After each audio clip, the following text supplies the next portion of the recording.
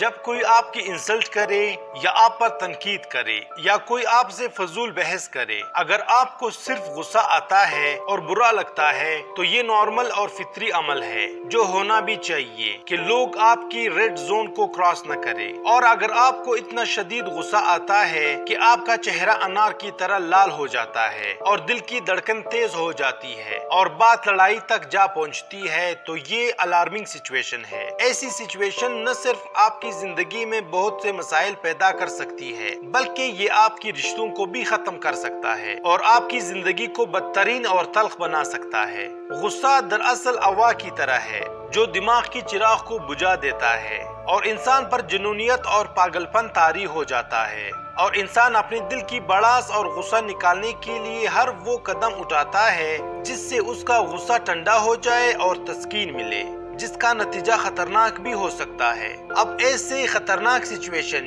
یعنی غصے کو کیسے ڈیل کرے، اس کے لیے پہلا سٹیپ ہے سیلف اویئرنیس۔ آپ کو سب سے پہلے ان وجوہات کا پتہ ہونا چاہیے جس کی وجہ سے آپ کو غصہ آتا ہے اور ان پر توجہ دینا چاہیے کہ کن لوگوں کی وجہ سے آپ کو غصہ آتا ہے یا کن حالات کی وجہ سے آپ کو شدید غصہ آتا ہے اور وہ کون سے خیالات ہیں جن سے آپ کو غصہ آتا ہے۔ ان وجوہات اور محرکات کو معلوم کرنے سے آپ کو اپنے غصے پر کنٹرول کرنے میں مدد ملے گی، یعنی آپ کو معلوم ہونا چاہیے کہ کن وجوہات سے آپ کو غصہ آتا ہے۔ یہ غصے کو کنٹرول کرنے کا پہلا قدم ہے۔ غصہ کنٹرول کرنے کا دوسرا سٹیپ ہے بی کام اینڈ کول۔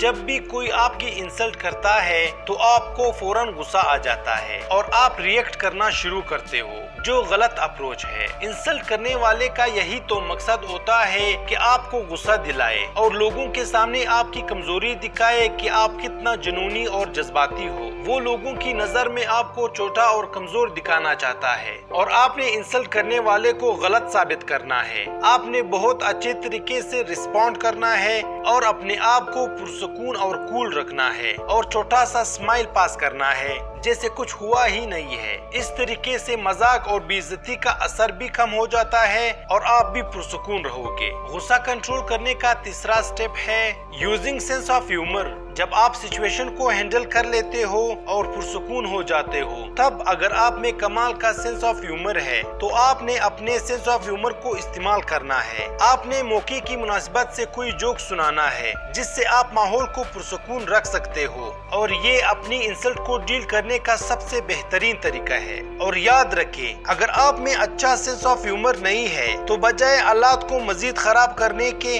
آپ کا خاموش رہنا بہترین ہے، اور گہری سانس لیں اور 1 to 10 کاؤنٹنگ کریں، جس سے آپ اپنے غصے کو کنٹرول کرنے میں مدد ملے گی۔ غصہ کنٹرول کرنے کا فورتھ سٹیپ ہے take a break and express your feelings. اگر پھر بھی آپ کو غصہ محسوس ہو رہا ہے تو آپ چھوٹا سا بریک لیں اور کچھ وقفے کے لیے اپنی جگہ چھوڑ دیں یا اپنی ہی جگہ پر بیٹھ کر 1 to 10 تک کاؤنٹنگ کریں تاکہ آپ کا دماغ ڈائیورٹ ہو اور آپ کو سکون ملے۔ جب آپ کا غصہ ٹھنڈا ہو جائے تب آپ بہت پرسکون اور اچھے طریقے سے انسلٹ کرنے والے کے ساتھ اپنی فیلنگز کو شیئر کریں کہ آپ کو کتنا برا لگا ہے۔ ایسا کرنے سے آپ کا دن بھی اچھا گزرے گا اور انسلٹ کرنے والے کو میسج بھی پہنچے گا اور آئندہ وہ آپ کی انسلٹ کرنے کے بارے میں بار بار سوچے گا۔ غصہ کنٹرول کرنے کا last but not the least step ہے change negative thoughts and seek support. جب بھی کبھی کوئی بات آپ کی مزاج کے خلاف ہوتی ہے تو آپ کو غصہ آتا ہے اور منفی سوچوں سے آپ سچویشن کو مزید خراب کرتے ہیں۔ آپ اپنی توجہ منفی خیالات سے مثبت سوچوں کی طرف منتقل کریں اور سچویشن کو ایک الگ اور پازیٹیو اینگل سے دیکھیں اور پرسکون رہے۔ اور اگر آپ کو محسوس ہوتا ہے کہ آپ کو اپنے غصے پر کنٹرول نہیں ہے، آپ سچویشن کو ہینڈل نہیں کر سکتے، ایسے میں آپ کو ڈاکٹر سے رجوع کرنا چاہیے تاکہ آپ کو اپنے غصے پر قابو پانے میں مدد مل سکے اور آپ اپنی زندگی سکون اور خوشی سے گزار سکیں۔